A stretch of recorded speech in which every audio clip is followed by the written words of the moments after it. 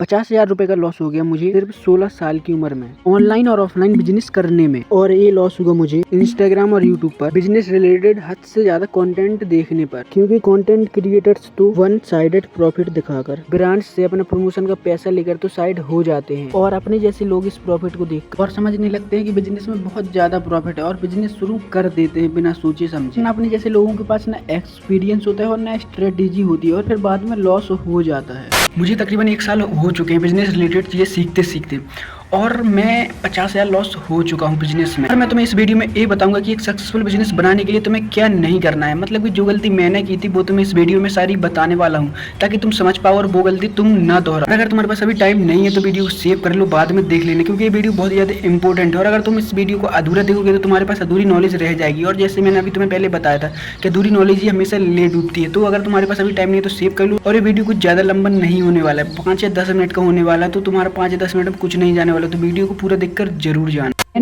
3 questions. First, Instagram और YouTube से मेरा बिजनेस कैसे लॉस हो गया, और सेकंड, स्ट्रेटेजी और मार्केटिंग मैंने कैसे मैनेज किया, और थर्ड, मैंने क्या गलत प्रोडक्ट सेल करने का ट्राई किया।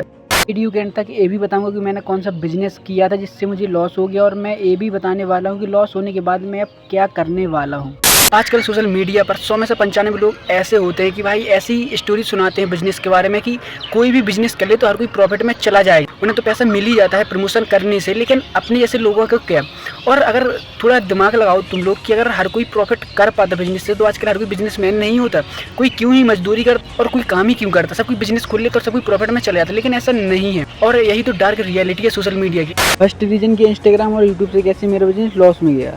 इंस्टाग्राम और यूट्यूब पर बिजनेस ऐसे दिखाया जाता है जैसे होलसेल मार्केट से कोई भी एक प्रोडक्ट चूज करके ई कॉमर्स प्लेटफॉर्म पर लिस्ट करने के पर डे ऑर्डर्स आने लगेंगे और फिर ऑर्डर्स आएंगे तो प्रॉफिट तो होने ही लगेगा। मैं भी ऐसे ही सोचता था, लेकिन ऑर्डर्स लाने के लिए पेड कैंपेन्स में भी पैसे खर्च करने पड़ते हैं, मतलब सोशल मीडिया एप्स को पैसे देकर अपने प्रोडक्ट को सेल करवाना। जो कंटेंट क्रिएटर्स अपना डेटा दिखाते हैं कि मैंने एक दिन में इतना सेल कर लिया, वो पैसे देकर सेल लाई हुई होती है और तुम्हें ऐसे दिखाया जाता है जैसे भाई ऑर्गेनिक। जब मैंने बिजनेस शुरू किया था अपना तो मुझे इन 3 चीजों के बारे में तो किसी ने बताया ही नहीं था। फर्स्ट, एड्स कैंपेन में पैसे लगा के सेल लाना, सेकंड, पैकेज और ऑर्डर रिटर्न्स आने में प्रॉब्लम होती है, और थर्ड होता है कि मंथली जीएसटी पे भी करना होता है। और यही चीजों को कंटेंट क्रिएटर्स छुपाते हैं और यही छोटी छोटी प्रॉब्लम से एक न्यू बिजनेस को बर्बाद कर देती है। और शायद इसी वजह से 100 बिजनेस अगर इंडिया में स्टार्ट होते हैं तो 90 से 95% तो पहले ही 5 साल में बंद हो जाते हैं, केवल 5 से 10% लंबे समय तक चल पाते हैं। मेरी पहली गलती से निकलने वाला कंक्लूजन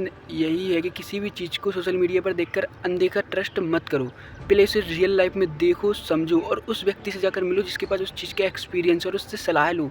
और फिर कहीं जाकर तुम सोचो समझो और फिर देखो कि हाँ भाई पैसे लगाना है कि नहीं लगाना और क्या आगे बढ़ जाऊंगी। अगर प्रॉफिट होता है तो लगाओ, रिस्क लेने से कोई नहीं रोका। और यही तो मैंने गलती की थी। चलो अब दूसरी प्रॉब्लम पर बढ़ते हैं। सेकंड मेन रीजन, स्ट्रेटेजी और मार्केटिंग मैंने कैसे मैनेज की ताकि मुझे लॉस हो गया। सच बताऊं तो मेरे पास ना ही कोई प्रॉपर प्लानिंग थी और ना ही कोई स्ट्रेटेजी। मैंने तो बस होलसेल मार्केट से प्रोडक्ट खरीदा और सभी ई कॉमर्स प्लेटफॉर्म पर लिस्ट कर दिया और फिर सोच लिया कि ऑर्डर्स तो अपने आप अब आने ही लगेंगे। लेकिन जब मैंने थोड़ी और रिसर्च की तो मैंने भी सोचा कि मैं एड्स रन कर देता हूँ, लेकिन मेरा उस टाइम बहुत ही ज़्यादा बजट टाइट था, ना ही मेरे घर वाले कोई हेल्प कर रहे थे ना ही कोई दोस्त। और फिर मैंने ये भी सोचा कि जितनी सेल हुई है उनसे एड्स रन कर लेता हूँ, लेकिन अगर सेल नहीं हुई तो ये भी पैसा मेरा बर्बाद हो जाएगा। और मैंने तो तुम्हें पहले ही बताया कि मेरा बजट बहुत टाइट था, और अगर मैं एड्स रन कर भी देता तो ना मुझे टारगेट ऑडियंस पता थी और ना ही पता था कि एड्स कैसे रन किए जाते हैं, और इसी डर से मैंने कभी एड्स रन किए ही नहीं। मुझे पैकेजिंग करने का भी कोई आइडिया नहीं था। कुछ ऑर्डर से रिटर्न दिखते थे साइट्स पर, लेकिन वो कभी मेरे पास पहुंचे ही नहीं, तो ऑर्डर से रिटर्न नहीं आ रहे थे, उसका लॉस हो रहा था, और दूसरी तरफ हो रहा था लिस्टिंग अच्छी तरह ना करने का लॉस। इससे मुझे डबल लॉस हुआ। उस वक्त मुझे लगा कि अगर मैं एड्स रन करना भी सीख लूँ तो बहुत कुछ बाकी है सीखने के लिए। मेरी दूसरी गलती से सीखने वाली बात यही है कि जब तक तुम्हें स्ट्रेटेजी और उस बिजनेस की हर छोटी बड़ी बात ना पता हो तो उसमें तुम 1 रुपये भी मत लगाओ। बाकी की डिटेल्स मैं तुम्हें नेक्स्ट पार्ट में दे दूँगा, क्योंकि ये वीडियो भाई 4 या 5 मिनट का हो चुका है और मैंने इसमें बहुत ज़्यादा मेहनत कर दी है और 2-3 दिन मेरे बर्बाद चले गए, मुझे पता भी नहीं चला। तो 6-7 दिन हो चुके और मेरा यूट्यूब पर कोई भी वीडियो नहीं आया, तो अब मैं ये अपलोड कर रहा हूँ और इसका पार्ट मैं नेक्स्ट पार्ट डाल दूंगा 2-3 दिन में। और अगर तुमने चैनल सब्सक्राइब नहीं किया तो कर लेना, क्योंकि जब इसका नेक्स्ट पार्ट आएगा तो तुम्हारे पास भी पहुंच जाएगा। मिलते हैं अपने अगले पार्ट में, जब तक के लिए जय सिया राम।